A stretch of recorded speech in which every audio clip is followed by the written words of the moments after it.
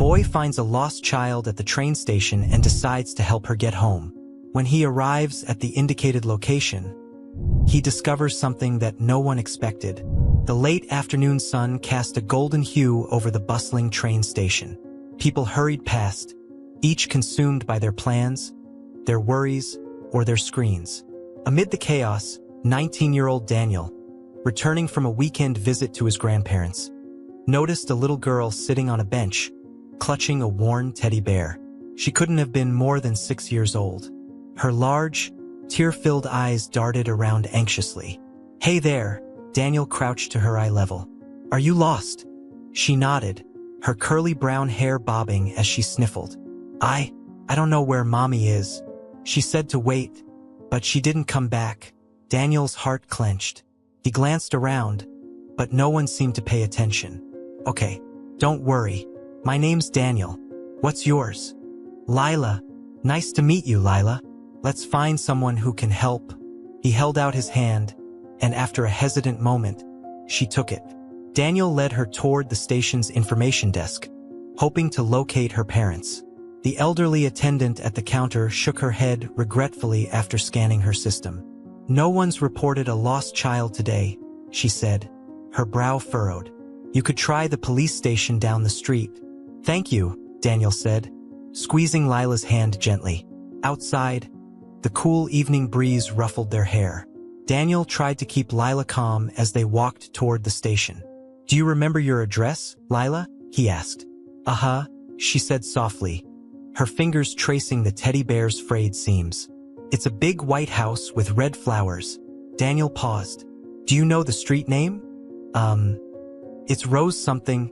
After some coaxing, she mentioned enough details for Daniel to pull up a location that matched the description on his phone. It was a suburban neighborhood about a 15-minute ride away. They caught a bus, Lila sitting close to Daniel. Her tiny hand clung to his jacket as the vehicle bumped along the road. When they reached the address, the atmosphere seemed off. The house stood at the edge of a quiet street, pristine with white paneling and neatly trimmed bushes. But the driveway was empty, and no lights shone from within.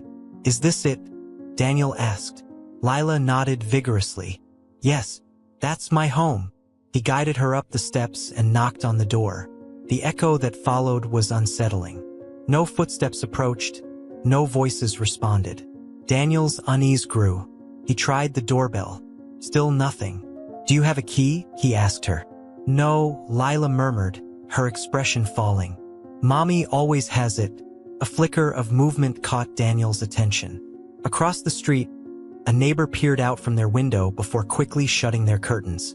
Something wasn't right. "Let's check around the back," Daniel suggested. As they rounded the house, Lila let out a gasp. "Mommy's flowers," she cried, pointing to the withered garden. The once vivid red blooms lay brown and brittle. Before Daniel could respond, the kitchen door creaked open on rusty hinges. The house wasn't empty after all. The open kitchen door swung slightly in the breeze, creaking softly on its hinges. Daniel instinctively placed a protective hand on Lila's shoulder. "Stay close, okay?" he whispered. Lila clung to his side as they stepped cautiously inside. The house was eerily quiet, filled only with the faint ticking of a clock somewhere deeper within. The air smelled stale, like it had been closed up for days. "Hello," Daniel called, his voice echoing in the stillness. No answer. The kitchen was tidy but cold, its countertops clear except for a single empty coffee mug. Daniel noticed unopened mail stacked neatly by the sink. One envelope, marked with bold red lettering, caught his eye. Final notice. "This doesn't feel right," Daniel muttered under his breath. "Lila, are you sure this is your house?" "Yes," she said, her voice trembling. "That's where Mommy makes breakfast." She pointed to the stove. Daniel frowned. The appliances looked untouched, as though no one had cooked there in days. He tried to mask his growing unease with a reassuring smile. "Let's check upstairs," he said, keeping his tone light. The staircase creaked with each step, the sound unnervingly loud in the silence. Lila seemed to grow quieter with every passing second, her usual chatter replaced by worried glances. At the top of the stairs, Daniel paused. The hallway was dim, with only a faint light coming from one of the rooms. "Wait here," he told Lila, but she shook her head furiously. "I'm scared," she whispered, clutching his arm. Daniel sighed, nodding for her to follow as they approached the lit room. Inside, a lamp on the nightstand cast a soft glow over what looked like the master bedroom. The bed was unmade, a faint imprint still visible on the pillow. On the nightstand lay a silver bracelet with a charm that spelled Lila. Beside it was a photograph of a woman holding Lila in her arms, both smiling at the camera. Daniel recognized her immediately. "That's Mommy," Lila exclaimed, running to the picture. But her excitement faded when she noticed the empty chair in the corner of the room, as though someone had been sitting there moments ago. Daniel scanned the space. Where could she be? He murmured to himself. Why would she leave the door open? Before he could investigate further, a loud thud echoed from downstairs. Daniel froze, his heartbeat pounding in his ears. Lila gasped and instinctively wrapped her arms around his waist. "It's okay," Daniel said, though he wasn't sure who he was trying to reassure. "Stay behind me." They crept downstairs, the thudding sound repeating intermittently, like something heavy being dragged. It was coming from the living room. The once bright space was dim in the fading daylight, shadows pooling in the corners. "Hello," Daniel called again, trying to sound confident. Still no response. The noise stopped abruptly. Daniel squinted toward the far end of the room, where a tall grandfather clock stood against the wall. Beside it was an antique cabinet with one door slightly ajar. He approached cautiously and pulled the door open. Inside was a box of children's toys, blocks, books, and a small doll dressed in a yellow dress. Lila's eyes lit up. "That's mine," she exclaimed, reaching for the doll. But Daniel noticed something else tucked behind the toys. A manila folder, its edges worn and smudged. He pulled it out and opened it. Inside were several papers, the top one bearing the bold heading, Custody Hearing. Daniel's breath caught. "What is this?" he muttered. The document listed Lila's name alongside her mother's. But there was another name, too, someone Daniel didn't recognize, marked as the opposing party. He barely had time to process the information when another sound startled him. A voice, faint but distinct, coming from the front yard. "Lila!" Lila perked up. "Mommy!" she cried, running toward the front door before Daniel could stop her. The front yard was bathed in the orange glow of sunset. A woman stood near the gate, her disheveled hair falling over her face as she waved frantically. Daniel recognized her immediately from the photo upstairs. It was Lila's mother. But there was something wild in her eyes, something that made Daniel hesitate. "Lila, come to me," she called, her voice cracking with desperation. Lila darted down the steps, her teddy bear bouncing in her grip. "Mommy!" Daniel followed, uneasy. As he stepped outside, he noticed a car parked haphazardly across the street, its engine still running. The woman scooped Lila into her arms, holding her tightly. "Thank God," she whispered, before looking up at Daniel. Her expression was a mix of gratitude and something darker. You brought her home?" "Yeah," Daniel said cautiously. "She was at the train station. She seemed lost." The woman's grip on Lila tightened. "Thank you," she said, her voice trembling. I didn't mean to leave her alone. It wasn't supposed to." She stopped abruptly, her gaze flicking toward the house. Daniel followed her eyes and noticed something strange. The curtain in the master bedroom fluttering slightly, as though someone was watching them. The woman's eyes remained locked on the fluttering curtain, her face paling. Daniel stepped closer, trying to read her expression. She held Lila protectively, her hand trembling slightly. Is everything okay?" he asked, his voice low. She blinked, snapping out of her daze. "Yes," she said quickly, though the tension in her voice suggested otherwise. "Thank you for bringing her back. I don't know what I'd have done if..." Her voice trailed off, and she forced a weak smile at Lila.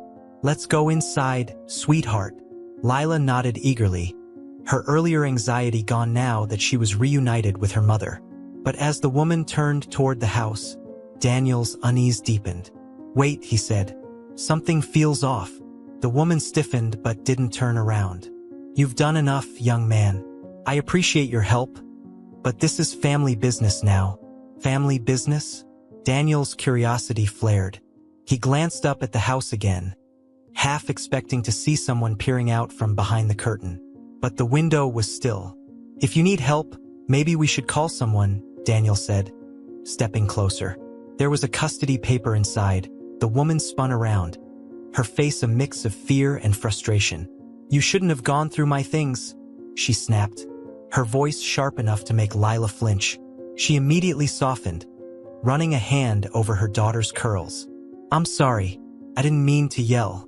It's just complicated."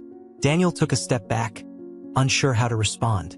He could see the stress etched into her features, but there was something else, something she wasn't saying.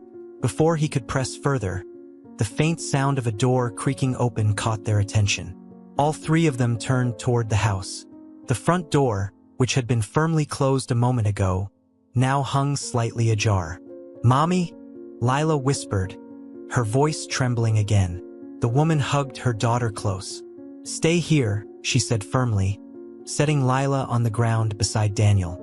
Her eyes darted between the door and the shadows lengthening across the yard. "Both of you." "No," Daniel said, stepping forward. "You shouldn't go in there alone." She hesitated, glancing at him, and then nodded reluctantly. Together, they approached the house, leaving Lila safely near the gate. Inside, the silence was oppressive. The air seemed heavier now, the stillness more pronounced. The woman hesitated at the threshold, her hand hovering near the doorknob. "Is anyone here?" Daniel called, his voice echoing faintly. The only reply was the ticking of the grandfather clock in the living room. The woman stepped in cautiously, her bare feet making no sound on the polished floor. Daniel followed, his shoes creaking faintly. "Who else has a key to the house?" Daniel asked, his voice low. "No one," she said without looking back. "Not anymore." "Not anymore?" She didn't answer. Instead, she moved toward the stairs, glancing nervously upward. "Stay close." Daniel hesitated but followed. As they reached the top, a faint noise came from the master bedroom, the sound of something shifting, almost imperceptibly. Daniel felt the hair on the back of his neck rise. The woman pushed open the bedroom door, and both of them froze.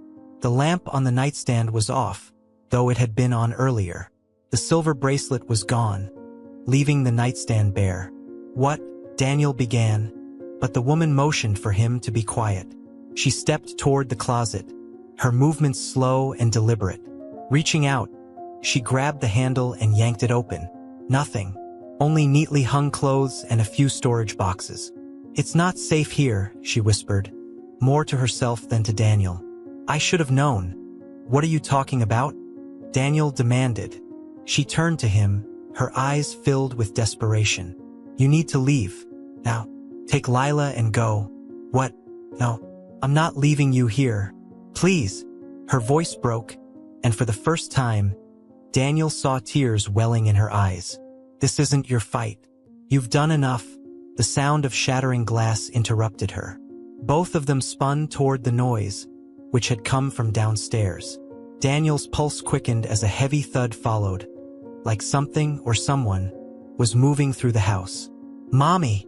Lila's voice came from outside, high-pitched and terrified. Without thinking, Daniel bolted for the stairs, taking them two at a time. "Lila!" he shouted, his mind racing.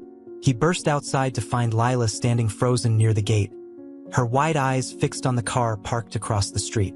The driver's side door was open now, though no one was inside. Daniel ran to her, pulling her into his arms. "What happened? Are you okay?" She pointed toward the car. "I saw someone. They got out and ran that way." Daniel turned in the direction she indicated, but whoever it was had already disappeared into the growing shadows. The woman emerged from the house moments later, her face pale. "We're leaving," she said firmly, striding toward them. "Now?" Daniel didn't argue. He scooped Lila into his arms and followed the woman to the car. As they climbed in, he couldn't shake the feeling that someone or something was watching them. As the engine roared to life and they sped away, Daniel glanced back at the house. The curtain in the master bedroom fluttered again, this time with undeniable intent. Someone was still there. The car sped through the quiet streets, its headlights slicing through the growing darkness. Lila sat in the back seat, clinging tightly to her teddy bear, her wide eyes fixed on the rear window as though expecting to see someone chasing them. Daniel sat in the passenger seat, his mind racing with unanswered questions. The woman, Lila's mother, gripped the wheel tightly, her knuckles white. Her face was a mask of determination, but her trembling hands betrayed her fear. "Where are we going?" Daniel finally asked, breaking the tense silence. "Somewhere safe," she replied curtly, her eyes darting between the road and the rearview mirror. "That doesn't tell me much," Daniel said, his frustration mounting. "What's going on? Who was in the house?" She didn't answer immediately, her jaw tightening. "It doesn't matter. All that matters is getting Lila out of danger." Daniel turned in his seat to look at the little girl. "Do you know who that was, Lila?" Lila shook her head, her curls bouncing. "No," she whispered. "Mommy, is it the bad man?" The woman's hands twitched on the wheel. "No, sweetheart," she said, her voice forcedly calm. "Everything's okay now. Who's the bad man?" Daniel pressed. She shot him a sharp glance. "Stop asking questions. You don't understand. You're right. I don't." Daniel cut in. "But I found your daughter, and now I'm here in the middle of this. I think I deserve an explanation." The car skidded slightly as she pulled over abruptly to the side of the road. She turned to face Daniel, her expression a mix of anger and desperation. "Look, I don't have time to explain everything. All you need to know is that Lila's father, my ex, has been trying to take her away from me. He's dangerous." Daniel's stomach sank. "Dangerous how?" "Let's just say he's not the kind of person you want raising a child," she said, her voice heavy. "I've been fighting for custody, but he doesn't care about the law. He wants her back, and he'll do whatever it takes." Daniel stared at her, trying to process the revelation. "So that's why the house." "Yes," she said, cutting him off. "I thought we were safe there, but clearly I was wrong." The tension in the car was palpable as they merged back onto the road. Daniel wanted to press for more details, but one look at Lila's frightened face silenced him. The city lights gradually faded as they drove into the outskirts. Rolling hills and darkened fields stretched out on either side of the road. The silence was heavy, broken only by the hum of the engine and the occasional sniffle from Lila. "Where are we going now?" Daniel asked after a long pause. "A motel," the woman replied. "Just for the night. I need to figure out what to do next." "Do you even have a plan?" Daniel's tone was sharper than he intended. She didn't respond, her focus on the dark road ahead. Daniel leaned back in his seat, exhaling deeply. This night was turning into something far beyond what he'd expected. They pulled into a small, nondescript motel just off the highway. The flickering neon sign cast a dim red glow over the parking lot. The woman parked the car and turned to Lila. "Stay here with Daniel, okay? I'll go check us in." Lila nodded solemnly, clutching her teddy bear like a lifeline. Daniel watched as her mother disappeared into the motel office, her silhouette briefly illuminated by the harsh fluorescent light inside. "Are you scared?" Daniel asked Lila softly. She nodded again. "A little."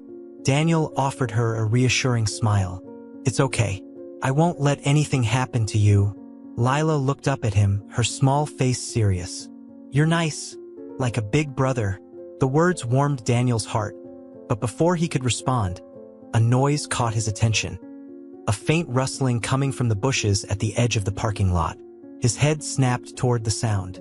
"Stay here," he told Lila firmly, stepping out of the car. The cool night air prickled his skin as he approached the bushes, his pulse quickening. "Hello," he called, his voice steady despite his nerves. There was no reply, only the sound of leaves shifting. Daniel's hand tightened into a fist, though he wasn't sure what he'd do if someone, or something, appeared. Suddenly, a figure emerged from the shadows. It was the woman, returning from the office with a room key in hand. "What are you doing out here?" she asked, her voice sharp with worry. Daniel relaxed slightly, though his unease lingered. "I thought I heard something." She scanned the parking lot, her eyes narrowing. "Get Lila inside. Now." The motel room was small but clean, with 2 beds and a small table by the window. Lila climbed onto one of the beds, curling up with her teddy bear. Her mother closed the curtains tightly, then locked and bolted the door. Daniel sat on the edge of the second bed, watching her. "You think someone's following us?" "I don't know," she admitted, her voice weary. "But we can't take any chances." Lila's breathing grew steady as she drifted off to sleep, her tiny form looking even smaller against the large bed. The woman sank into a chair by the window, her shoulders slumping as the adrenaline began to wear off. "Thank you," she said softly, not looking at Daniel. "For helping us." Daniel hesitated, then nodded. "What's your name?" She glanced at him, as though debating whether to answer. Finally, she said, "Claire." "Well, Claire," Daniel said, leaning forward, "we can't just keep running. There has to be a way to stop him." Claire's expression hardened. "You don't know him. You don't know what he's capable of." "Then tell me," Daniel pressed. "If I'm going to help you, I need to know what we're up against." Claire opened her mouth to respond but stopped abruptly, her head snapping toward the window. Daniel followed her gaze, his stomach nodding. A shadow moved outside, just beyond the curtain. Daniel and Claire locked eyes, the air in the room suddenly thick with tension. Outside, the shadow moved again, slow and deliberate. It lingered just beyond the flimsy motel curtain, its shape distorted by the dim light from the parking lot. Claire sprang to her feet, her breathing shallow. "Stay with Lila," she whispered sharply, inching toward the window. "No way," Daniel said, rising.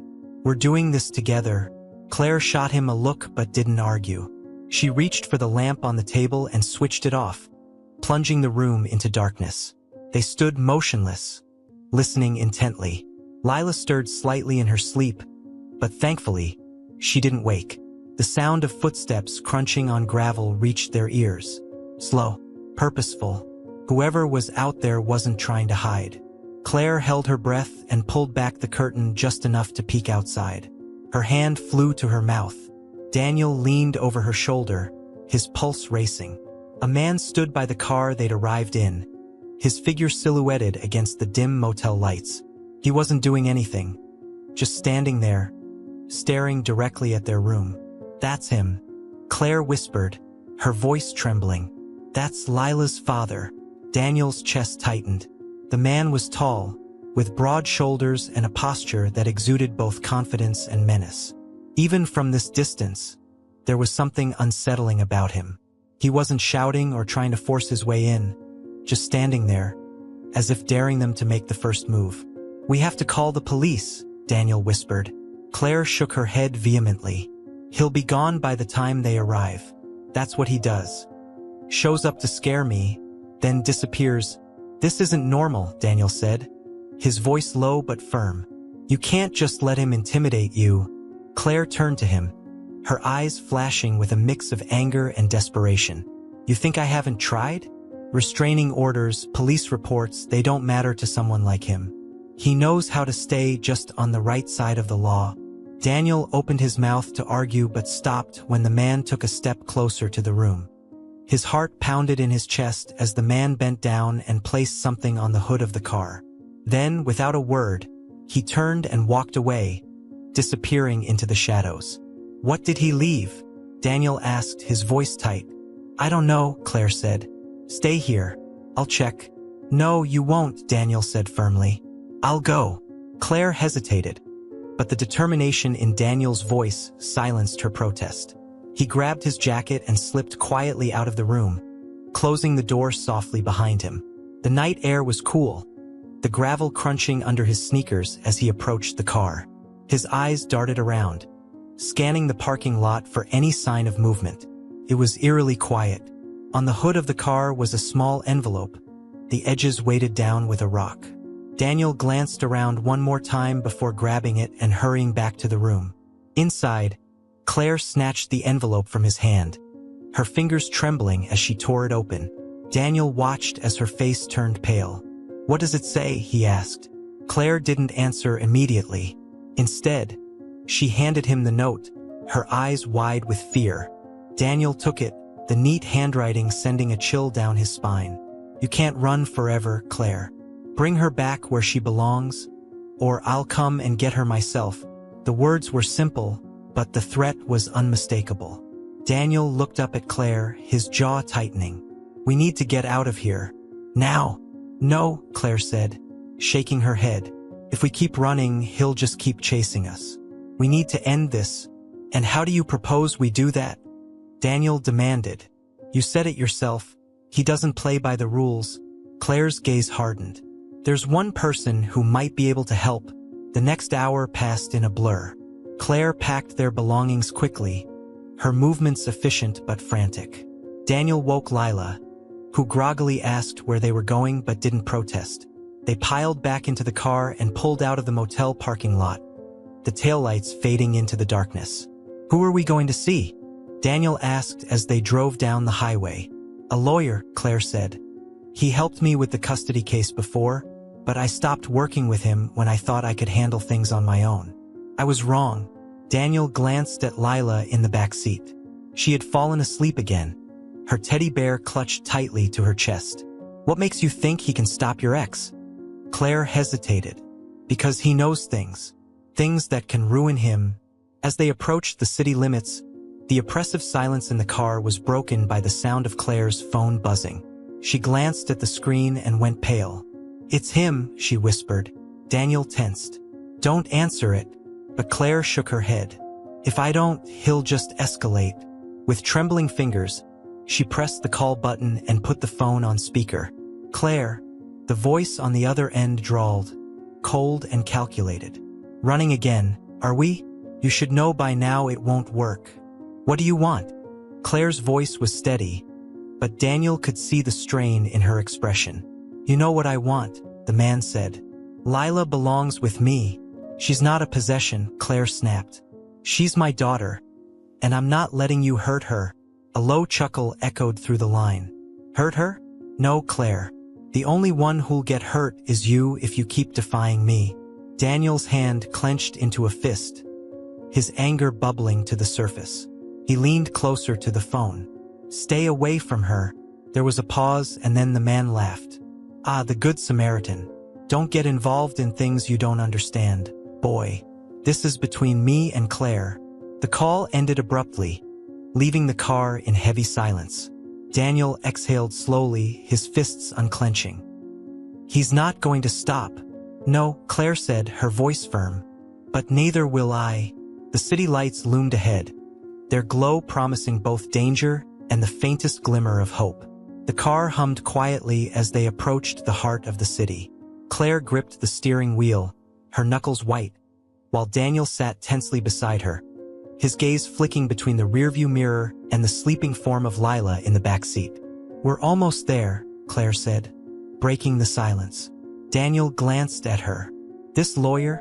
Can you really trust him?" Claire hesitated. "I don't have much of a choice. He's the only one who knows the full story, and he's not afraid of my ex." Daniel wasn't entirely reassured, but he kept his concerns to himself. The streets became narrower as they entered an older part of the city, where the buildings leaned close together and the streetlights cast long, eerie shadows. Claire turned down a quiet alley and parked in front of a modest office building. The sign above the door read, "Gerald Finch, Family Law Attorney." They entered the dimly lit lobby, where a tired receptionist looked up from her desk. Claire stepped forward. "I need to see Gerald," she said. The receptionist frowned. "It's late. He's not taking appointments." "It's urgent," Claire interrupted, her tone firm. "Tell him it's Claire Morgan." The receptionist hesitated, then picked up the phone and murmured a few words. A moment later, she nodded. "He'll see you." "Thank you," Claire said, exhaling deeply. They were led into a cluttered office where an older man with salt and pepper hair sat behind a desk piled with files. Gerald Finch looked up, adjusting his glasses as Claire entered. "Claire," he said, rising to greet her. "It's been a while, and I see you've brought company." "This is Daniel," Claire said. "He's been helping me." Gerald shook Daniel's hand briskly. "Appreciate it. Now, what's going on?" Claire launched into the story, her words tumbling out in a rush. She explained the train station, the encounter at the house, and the threat her ex had left on the car. Gerald listened intently, his expression growing darker with each detail. "I told you before, Claire," he said when she finished. "He doesn't give up easily."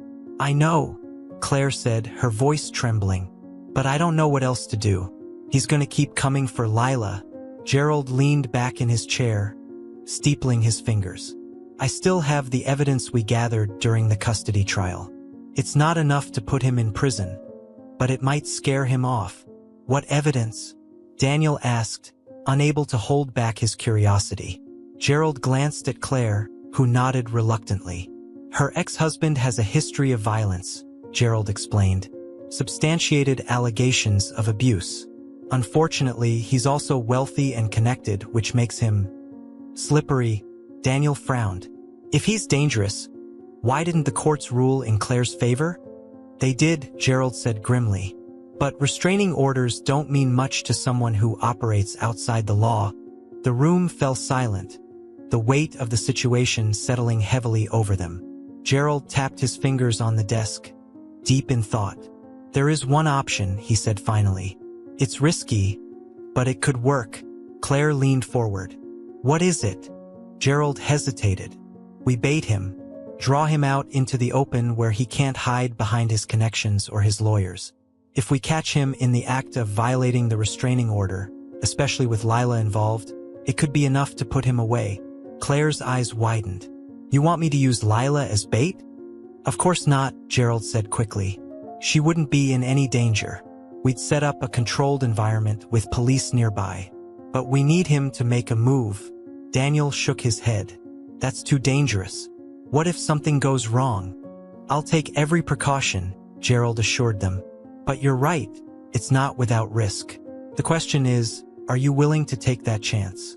Claire looked at Daniel, then at Lila, who was curled up in a chair nearby, still clutching her teddy bear.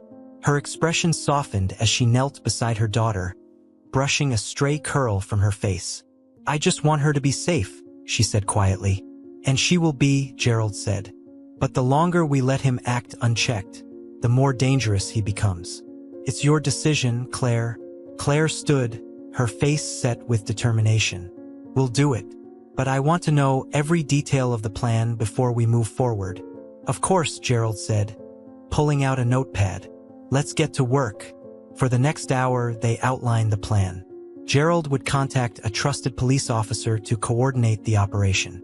Claire would agree to meet her ex under the pretense of a negotiation, while officers remained hidden nearby. Daniel's role would be to stay with Lila, ensuring her safety at all times. As the plan took shape, Daniel couldn't shake the nagging feeling in his gut that things could spiral out of control. Outside the office, the city was eerily quiet. As they prepared to leave, Claire paused, her eyes scanning the empty street. "What is it?" Daniel asked. "I don't know," she said, her voice barely above a whisper. "I just have this feeling, like he's already watching us." The drive back to the motel was tense, the quiet in the car only deepening the weight of what lay ahead.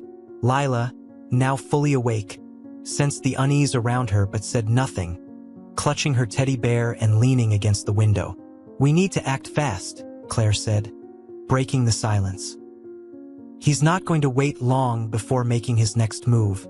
Daniel nodded, his gaze fixed on the road ahead.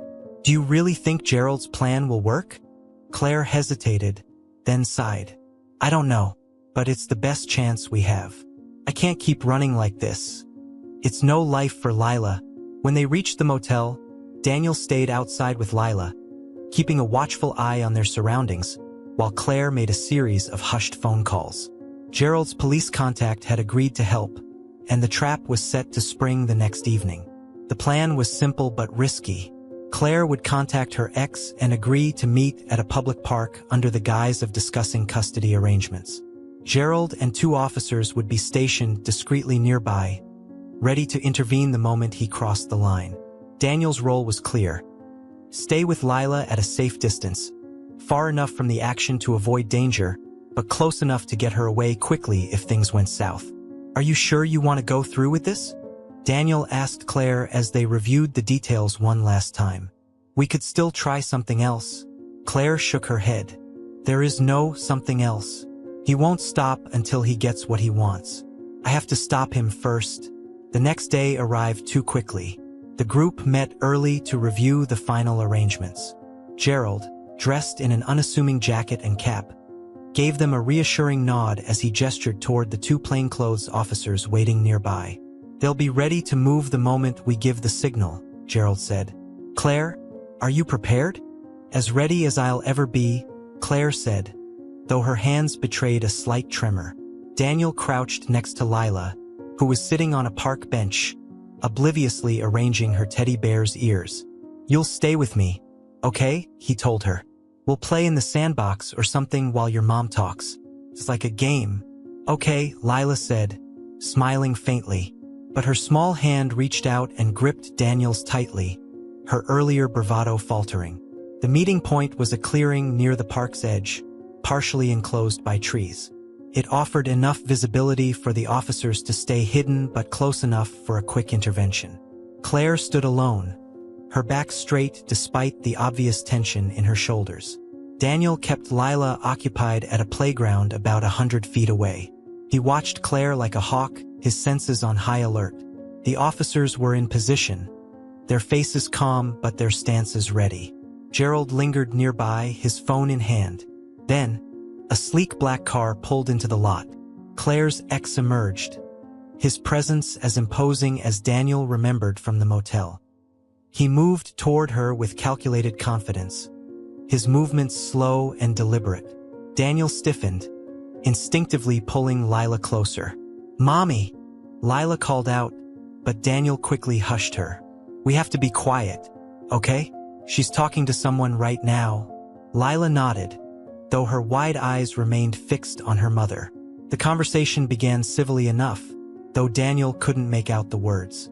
Claire gestured occasionally, her hands moving in sharp, angry motions. Her ex, on the other hand, remained eerily calm, his expression a mask of indifference. Then his demeanor changed. He stepped closer to Claire, his voice rising enough for Daniel to catch snippets of his words. You think you can keep her from me? Claire didn't back down. You'll never get her. Do you hear me? Never. Her ex's voice dropped to a menacing growl, and he reached out to grab Claire's arm. That was all the officers needed. They surged forward, badges flashing as they shouted commands. Let go of her. Hands where we can see them. The scene erupted into chaos. Claire's ex let go of her arm but didn't raise his hands. Instead, he stepped back, his face twisted into a sneer. You think this changes anything? He spat. You can't protect her forever. One of the officers moved to restrain him, but he spun on his heel, darting back toward his car. The second officer pursued, but the man was fast, slipping into the driver's seat and revving the engine. Stop him, Gerald shouted, but the car screeched out of the lot, disappearing into the street. Back at the playground, Daniel crouched low with Lila, shielding her as the commotion unfolded. He glanced up to see Claire hurrying toward them, her face pale but determined. We need to leave, she said breathlessly, scooping Lila into her arms. But the police, Daniel began. They'll handle it, Claire interrupted. But he won't give up that easily. We need to keep moving. As they piled into the car once again, Daniel couldn't shake the gnawing fear in his chest. Claire's ex had slipped through their fingers, and now he was more dangerous than ever. The tension in the car was suffocating as they sped away from the park. What happens now? Daniel asked. Claire didn't answer immediately. She stared at the road ahead, her jaw tight. Finally, she said, We finish this. One way or another, the car raced down the highway, the city lights fading into the distance as they headed toward the outskirts. Lila had fallen asleep in the back seat, her tiny frame curled against her teddy bear. Claire's grip on the steering wheel was ironclad, her knuckles pale. Daniel sat silently, the weight of the failed operation at the park pressing heavily on his shoulders. The officers hadn't been able to stop Claire's ex, and now the stakes felt higher than ever. "He's not going to stop," Daniel finally said, his voice cutting through the quiet hum of the engine. Claire nodded, her eyes fixed on the road. "I know. So what's the plan now?" She hesitated before answering, her voice low. "We go to the cabin." Daniel frowned. "What cabin?" "My sister's," Claire explained. "It's secluded, off the grid. We can stay there for a while and figure out our next move." "And then what?" Daniel pressed. "You can't just keep hiding forever." Claire's jaw tightened. "I'll think of something. Right now, I just need to keep Lila safe." They drove through the night, stopping briefly at a gas station to refuel and grab snacks. Daniel took the opportunity to stretch his legs, the cold night air biting at his skin as he leaned against the car. Claire joined him, her arms crossed as she stared into the darkness. "I'm sorry," she said suddenly. "For what?" "For dragging you into this," she admitted. "You didn't have to help us. But you did, and now," Daniel shook his head. "You don't need to apologize. Lila needed help, and I wasn't gonna just walk away. Couldn't." Claire gave him a small, grateful smile, though it quickly faded. "You're a good person, Daniel. Better than most." By the time they reached the cabin, the first light of dawn was breaking over the horizon. The small wooden structure was tucked away in a dense forest, surrounded by towering pines and a thick carpet of fallen leaves. It looked peaceful, almost too peaceful given the chaos they'd left behind. Claire parked the car and turned to Daniel. "I'll get Lila inside. Can you grab the bags?" "Sure," Daniel said, stepping out into the crisp morning air. As he unloaded their belongings, he couldn't shake the feeling of being watched. The forest was silent except for the occasional rustle of leaves, but something about the stillness set him on edge. Inside, the cabin was modest but cozy.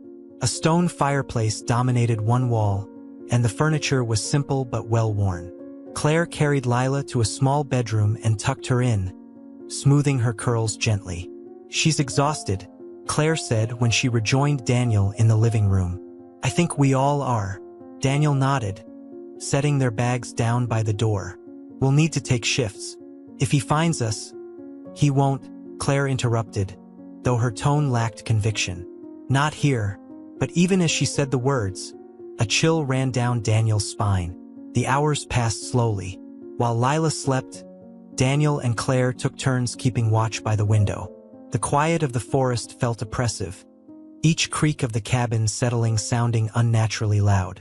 As night fell, Daniel sat by the fire, his eyes scanning the shadows beyond the window. Claire joined him, a steaming mug of tea in her hands. "Do you think we're safe here?" she asked softly. Daniel hesitated. "I don't know. But if he does find us, we'll be ready." Claire nodded, though the fear in her eyes was unmistakable. The next morning, the sound of a car engine shattered the fragile peace of the cabin. Claire bolted upright from the couch, her eyes wide with panic. "He's here," she whispered. Daniel rushed to the window, his heart hammering in his chest. A black SUV was parked at the edge of the clearing, its engine idling. "He found us," Daniel said grimly. Claire grabbed Lila, who had woken up crying, and held her tightly. "What do we do?" Daniel's mind raced. "We have to draw him away from the cabin. If he gets close to Lila..." "No," Claire interrupted. "I'm not leaving her." "We don't have a choice," Daniel said firmly. "If we stay here, we're sitting ducks." They quickly devised a plan. Claire would stay in the cabin with Lila while Daniel led Claire's ex away on foot, using the dense forest to his advantage. "You don't have to do this," Claire said as Daniel prepared to leave. "Yes, I do," Daniel replied, his voice steady. "Lila deserves to be safe. And so do you." Claire's eyes glistened with unshed tears. "Be careful." "I will," Daniel promised. As Daniel stepped outside, the cold air prickling his skin, he turned to see Claire watching him from the window, Lila held tightly in her arms. "Hey!" Daniel shouted, drawing the attention of the man standing near the SUV. "Looking for me?" The man's head snapped toward him, his expression darkening. He began to move toward Daniel, his strides purposeful. "Come and get me," Daniel muttered, then turned and bolted into the forest. Daniel ran deeper into the woods, the branches clawing at his jacket as he pushed through the undergrowth. Behind him, the sound of heavy footsteps grew louder, accompanied by the occasional snap of a twig.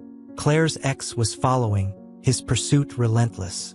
"Keep going," Daniel muttered to himself, glancing over his shoulder. The man's dark silhouette loomed behind him, his pace unyielding.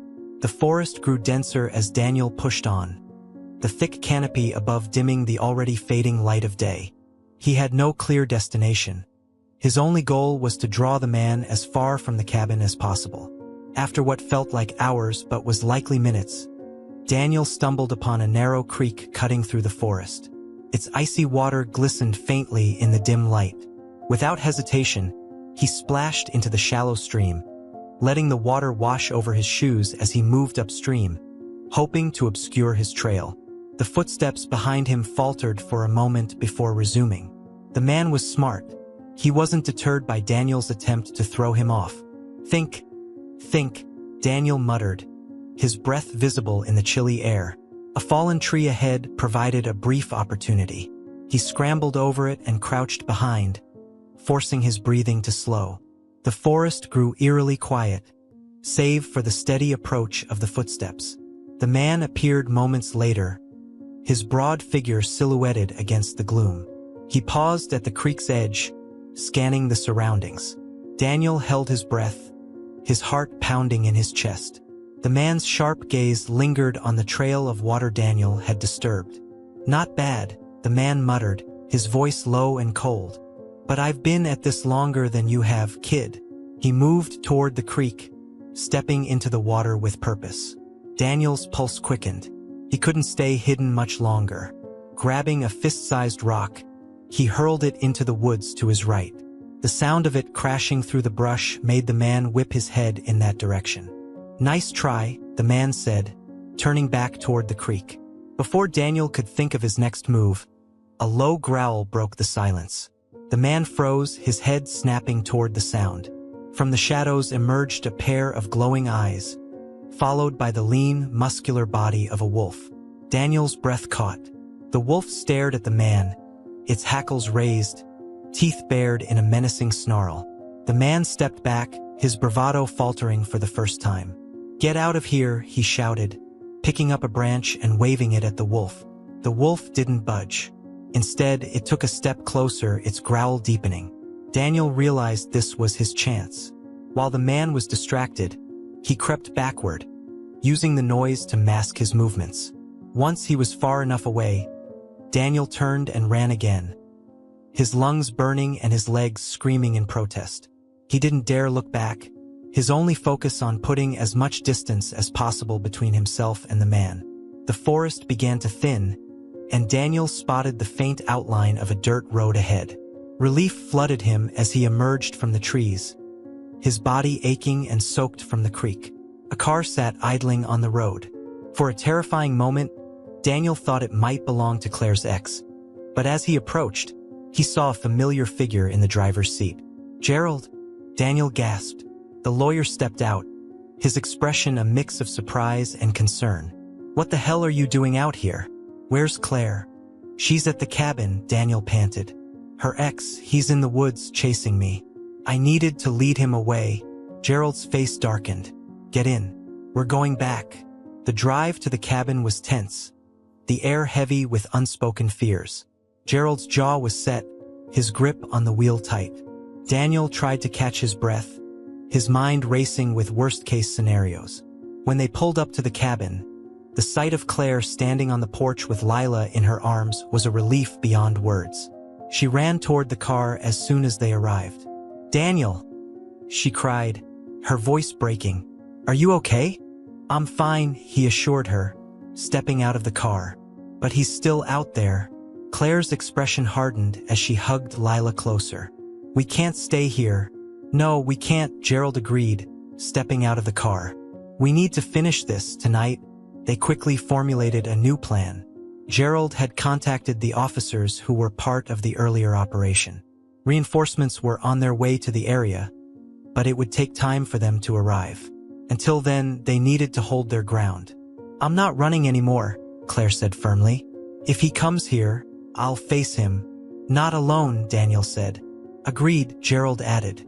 We'll make sure he doesn't get anywhere near Lila. Claire set Lila inside the cabin, locking the door behind her. Stay here, sweetheart, she said gently. Don't open the door for anyone but me or Daniel. Okay? Okay. Mommy, Lila whispered, her voice trembling. As the night deepened, they waited. The forest around them seemed alive with movement, every rustle of leaves or snap of a twig setting their nerves on edge. The moon hung low in the sky, its pale light casting eerie shadows across the clearing. Then, the sound of an approaching car shattered the stillness. He's here, Claire whispered, her voice tight with fear and resolve. Daniel gripped the tire iron he had taken from the car, his knuckles white. Gerald stood beside him, holding a flashlight in one hand and his phone in the other, ready to call for backup if needed. The black SUV rolled to a stop just outside the clearing. The engine died, and for a moment, there was only silence. Then the driver's side door opened, and Claire's ex stepped out, his imposing figure illuminated by the headlights. Claire, he called, his voice calm but dripping with menace. You can't hide from me. Let's end this. Claire stepped out of the cabin, her face pale but resolute. Daniel and Gerald followed closely behind, keeping themselves positioned between her and the towering figure of her ex. The moonlight illuminated the tension in the clearing, casting long shadows that danced across the forest floor. You're not taking her, Claire said, her voice steady despite the tremor in her hands. Her ex chuckled, the sound low and mocking. I don't think you have a choice, Claire. Lila's my daughter too, and you've kept her from me long enough. You've done nothing but scare her, Claire shot back. You don't care about her. You only care about control. The man's expression darkened, his easy smirk vanishing. Watch your mouth, he growled, taking a step forward. That's close enough, Daniel said, raising the tire iron. The man stopped, his eyes narrowing as he sized Daniel up. And who are you? Another one of Claire's charity cases. I'm someone who's not afraid of you, Daniel replied, his voice cold. The tension thickened as the man glanced toward the cabin, his gaze briefly lingering on the locked door. Daniel noticed the flicker of a calculating look in his eyes, and his grip on the tire iron tightened. You think this is over? The man said, his tone shifting to one of smug confidence. It's not. You've always been weak, Claire. You can't protect her forever. Claire's face tightened, but she didn't respond. Instead, she glanced at Gerald, who gave her a slight nod. That's where you're wrong, Gerald said, stepping forward. You've already lost. The man frowned, clearly thrown off by the lawyer's calm demeanor. What are you talking about? While you've been busy terrorizing this family, Gerald said, holding up his phone, I've been documenting everything. Your threats, your actions tonight, all of it. And the officers on their way will be very interested to hear it. The man's eyes darted to the SUV as the faint sound of sirens echoed in the distance. His jaw tightened. You think I'm afraid of a few cops? They've got nothing on me. They'll have plenty once I hand over the evidence, Gerald said. Your days of intimidation are over. For a moment, the man hesitated, his posture stiffening. Then his expression twisted into one of rage, and he lunged forward. Daniel reacted instantly, stepping into the man's path and swinging the tire iron. The makeshift weapon connected with the man's arm, sending him stumbling back with a roar of pain. You little, he snarled, lunging again. This time, Gerald intervened, shining the flashlight directly into the man's eyes, momentarily blinding him. Claire moved quickly, stepping between the chaos and the cabin door, her focus on protecting Lila at all costs. Enough, Claire shouted, her voice cutting through the commotion. This ends now. The sirens grew louder, the flashing lights of approaching police vehicles illuminating the clearing. The man froze, his head snapping toward the sound. Realizing he was out of options, he turned and bolted for the forest. Stop! One of the officers shouted as they poured out of their cars, weapons drawn. The man didn't get far. Two officers tackled him to the ground just before he reached the tree line, wrestling him into submission as he struggled and cursed. Daniel lowered the tire iron, his chest heaving as the adrenaline began to subside. Gerald moved to speak with the officers, handing over his phone and explaining the situation in calm, measured tones. Claire stood frozen, her eyes fixed on the spot where her ex had been dragged to his feet and handcuffed. Lila peeked out from the cabin window, her wide eyes filled with both fear and curiosity. "It's over," Daniel said softly, placing a reassuring hand on Claire's shoulder. She turned to him, her expression unreadable. "For now," she murmured. The officers spent the next hour gathering statements, piecing together the events of the night. Gerald's evidence proved invaluable, and the man was taken into custody, though not without issuing a string of threats and accusations as he was loaded into the back of a patrol car. Finally, the clearing grew quiet again. The officers left, promising to follow up in the morning. Gerald bid them a weary farewell, his role in the night's events complete. Inside the cabin, Claire sat with Lila on the couch, holding her close. Daniel stood nearby, exhaustion weighing heavily on him. "Thank you," Claire said quietly, her voice thick with emotion. "For everything." Daniel gave her a small smile. "You don't have to thank me. You and Lila deserve to be safe." As the first light of dawn broke over the forest, a sense of fragile peace settled over the cabin. The danger wasn't entirely gone, but for the first time in what felt like forever, there was hope. Claire tucked Lila into bed, whispering soothing words as the little girl drifted off to sleep. When she returned to the living room, she found Daniel sitting by the fireplace, staring into the dying embers. "What happens now?" he asked as she sat beside him. Claire exhaled slowly. "We rebuild. Slowly, one step at a time." Daniel nodded, his gaze steady. "You're not alone, you know. Lila's lucky to have you." Claire gave him a faint smile, her eyes shining with gratitude. "And we're lucky to have you." For the first time in a long time, Claire allowed herself to believe that better days were ahead. The end.